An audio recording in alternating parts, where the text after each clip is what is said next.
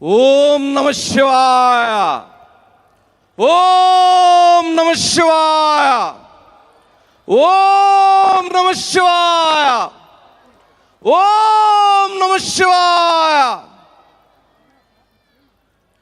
ఆ భగవంతులు ఆదేశించారు, ఈ మహావంశీ పాటించారు.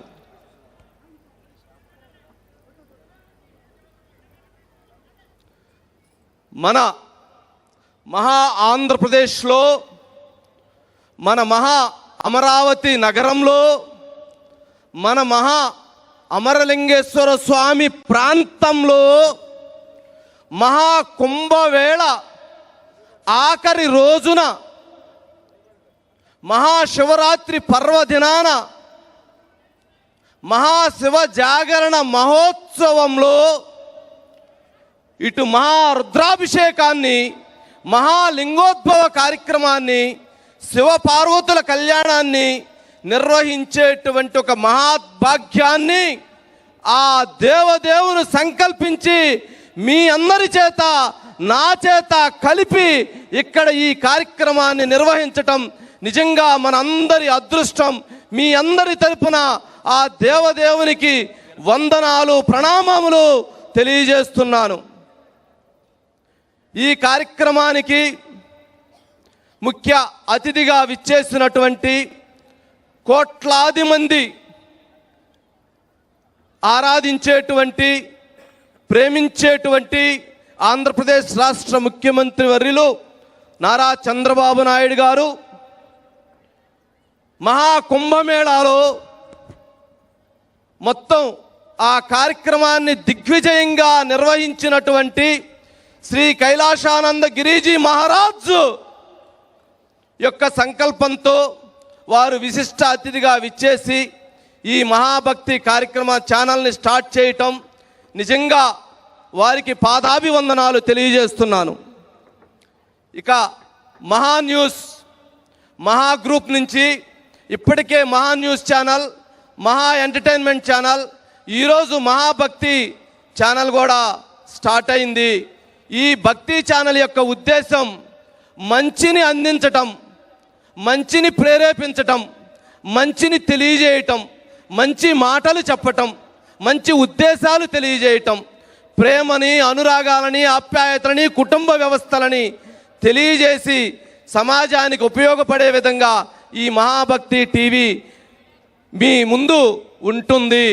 మీరు కూడా మీ అందరి ఆశీస్సులని ఈ మీ మహాభక్తిగా భావించి మీ అందరి ఆశీస్సులను అందించగలరని కోరుకుంటూ, ప్రార్థిస్తూ మీ అందరికీ ఇక్కడికి వచ్చేసిన మీ అందరికీ కూడా ఆ దేవదేవుని ఆశీస్సులు ఉండాలని కోరుకుంటూ thank you so much. CM సార్ని మాట్లాడవలసింది రిక్వెస్ట్ చేస్తున్నాం.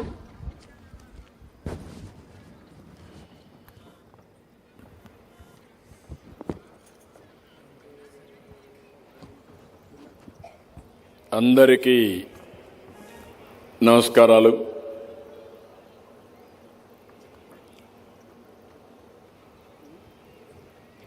ఈరోజు ఒక పవిత్రమైన కార్యక్రమానికి చేసిన మేమందరికీ శివరాత్రి శుభాకాంక్షలు. మహాశివరాత్రి రోజు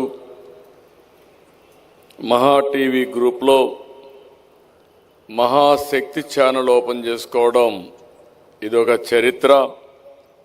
ఈ సందర్భంగా ఎవరైతే ఈ మహా శివరాత్రి సందర్భంగా ఈ ఛానల్ ఓపెన్ చేస్తున్నామో మహా టీవీ సిబ్బందికి అందరికీ పరమశివుని ఆశీర్వాదాలు ఎప్పుడూ ఉండాలని మరొక్కసారి శివుడిని ప్రార్థిస్తున్నాను.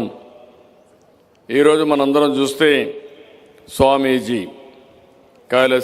కైలాసానందగిరి మహారాజ్ వారిని తలుచుకుంటేనే, వారితో ఉంటేనే ఎంతో శక్తినిచ్చే పరిస్థితి ఉంది.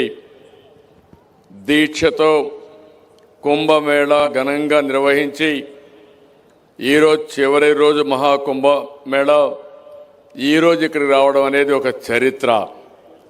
అలాంటి పవిత్రమైన వ్యక్తితో కలిసి ఈ మహాశివరాత్రి వేడుకలు ఇక్కడ జరుపుకోవడం నా పూర్వ జన్మ సుకృతంగా భావిస్తున్నా. ఆ మహానుభావుడి ఆశీస్సులు మనందరిపైన ఉండాలని మరొక్కసారి శివుణ్ణి ప్రార్థిస్తున్నాను. ఈరోజు మహా టీవీ వంశీ నాకు బాగా ఐడియా ఉంది. ఆయన్ని చూస్తే ఒక మామూలుగా ఆంధ్రజ్యోతిలో ఒక చిన్న రిపోర్టర్గా జాయిన్ అయ్యాడు. అక్కడి నుంచి మహా టీవీ ఏర్పాటు చేశాడు. అంతేకాకుండా ఎంటర్టైన్మెంట్ ఛానల్ పెట్టాడు. ఇవన్నీ చేసిన తర్వాత ఈరోజు మహాభక్తి ఛానల్ని ఏర్పాటు చేసి చరిత్ర సృష్టించాడు. దానికి మీ అందరి తరపున వారిని మనస్ఫూర్తిగా అభినందిస్తున్నా. I wish him all the best. ఇది ఒకసారి చూస్తే ఓసారి చిన్న చిన్న వ్యక్తులు కూడా అసాధారణమైన శక్తివంతమైన శక్తిగా తయారయ్యే అవకాశాలున్నాయి. దానికి కారణం వంశీకృష్ణ గారు కష్టపడడం, పట్టుదల, తెలివితేటలు ఇవన్నీ పెట్టుకొని ముందుకొచ్చాడు. నేను చాలాసార్లు చూశాను. ఎక్కడ చూసినా భయం అనేది లేదు. నమ్మిన సిద్ధాంతం కోసం గట్టిగా నిలబడే తత్వం ఉండే వ్యక్తి, భయం అనేది లేకుండా నిర్మోహమాటంగా నచ్చిన సిద్ధాంతాన్ని ప్రజలకు తెలియజేసే వ్యక్తి వంశీ అని చెప్పి కూడా నేను తెలియజేస్తున్నా. మనం అందరం టీవీ చూస్తూ ఉంటాం, అందరూ భయపడతారు. కానీ ఎప్పుడు కూడా వంశీ ఎవరికి భయపడడు. ఏదొచ్చినా వీరోచితంగా పోరాడి అనేక సవాళ్లు ఎదుర్కొన్నారని చెప్పి కూడా నేను మీకు తెలియజేస్తున్నాను. అయితే ఈరోజు మనం చూస్తే ఈ టీవీ ద్వారా ప్రజా చైతన్యం చేస్తున్నారు. విలువలను కాపాడే కార్యక్రమానికి కూడా ముందుకు పోయే పరిస్థితికి వచ్చారు.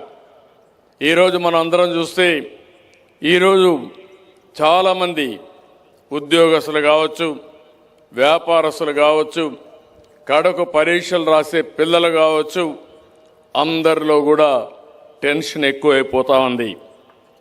ఆ టెన్షన్ చూస్తే ఓసారి మనం అందరం కూడా ఒత్తిడిని తట్టుకునే పరిస్థితిలో కూడా లేవు.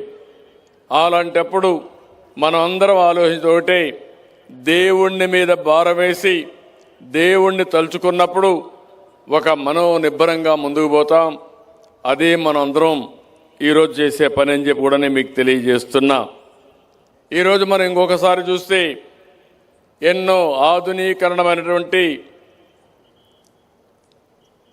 వైద్యశాలలో అనేక మార్పులు వచ్చాయి. ఒకప్పుడు మనం చూస్తే ఏదైనా చిన్న ఆపరేషన్ వచ్చినా అమెరికాకు పోయే పరిస్థితి నుంచి ఈరోజు రియల్ టైంలో ఆర్టిఫిషియల్ ఇంటెలిజెన్స్ కూడా ఉపయోగించుకొని మెరుగైన సేవలు అందించే పరిస్థితికి వచ్చాం.